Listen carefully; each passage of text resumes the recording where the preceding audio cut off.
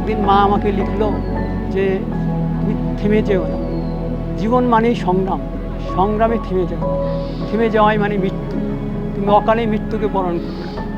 কিন্তু মার এই অভয় বাণী আমার আর কয়েকদিন পরে আমার উপর আর বর্ষিত হলো না।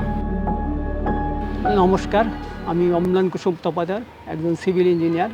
দীর্ঘ 34 বছর যাবৎ এই পেশায় নিয়োজিত আছি। আমি বেশিরভাগ কর্মজীবন আমার বাংলাদেশ ব্যাংকে কেটেছে। তবে 1976 সালে আমি ইন্টারমিডিয়েট পাশ করার পরে ভর্তি যুদ্ধে প্রথম জীবন যুদ্ধে শুরু হয়। আমাদের সময় 76, 77 একসাথে ভর্তি নেয়, কিন্তু কোথাও একটা সিটও বাড়ানো হয়নি, যার ফলে আমার মতো ডাবল সেকেন্ড ডিভিশন পাওয়া মধ্যম শ্রেণীর ছাত্রের পক্ষে তখন ইঞ্জিনিয়ারিংয়ে পড়ার সুযোগ হয়নি। পরবর্তীতে ডিপ্লোমা পড়ে বিএসসি ইঞ্জিনিয়ারিং করবো এই আশায় ঢাকা পলিটেকনিক ইনস্টিটিউটে ভর্তি হই। ভর্তি হওয়ার পরে হোস্টেলে ছিলাম, কিন্তু আমার বাবা একজন হাই স্কুলের শিক্ষক ছিলেন। 2 ছেলের পক্ষে তখন হোস্টেলে রেখে তার পড়ানোর সক্ষমতা ছিল না, বাধ্য হয়ে আমাকে টিউশনি করতে হতো। টিউশনিকে পড়ার মধ্যে অনেকটা সময় আমার কেটে, এরকম পথে হাঁটতে হাঁটতেই আমি বই নিয়ে নোট নিয়ে আমি পড়ছি। এরকম করতে করতে একদিন মা আমাকে লিখলো যে তুমি থেমে যেও না, জীবন মানেই সংগ্রাম, সংগ্রামে থেমে যেও না, থেমে যাওয়াই মানে মৃত্যু, তুমি অকালে মৃত্যুকে বরণ করো। জয়ী তুমি হবেই, সম্পদে বড় নয়, তুমি শিক্ষার দিকে তুমি বড় হবে। তোমার ভিতরে, আমার বিশ্বাস, তোমার ভিতরে যে স্বতঃস্ফূর্ত আবেগ আছে, এইটা পুঁজি করেই তুমি শিক্ষাক্ষেত্রে আনিয়ে যাও, অবশ্যই তুমি সফল হবে।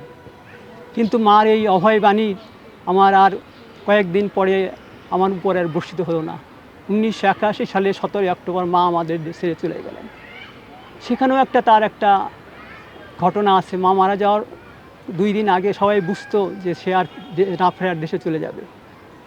ওদেরকে বলল যে ওদের মধু এবং অম্লানকে খবর দেবো আসতে। মা বললেন না, ওদের পরীক্ষা আছে, পড়া নষ্ট হবে। কিন্তু একটা মা তার নিজের সন্তানকে দেখার চেয়ে তার পড়ালেখা নষ্ট হবে, এটা তার কাছে বড় ছিল।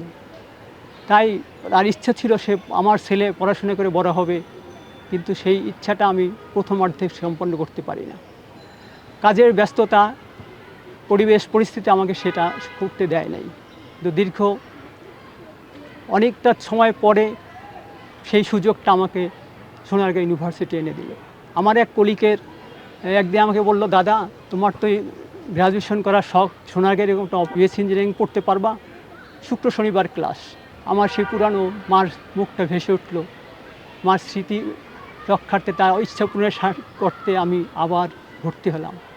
এখানে সোনারগাঁ ইউনিভার্সিটি আমার আরেকটা অভিভাবকের দায়িত্ব পালন করেছে। সেখানকার শিক্ষক, ফ্যাকাল্টি মেম্বার, অন্য যারা আছে সবাই সব কিছুতে আমাদের সহযোগিতা করেছে।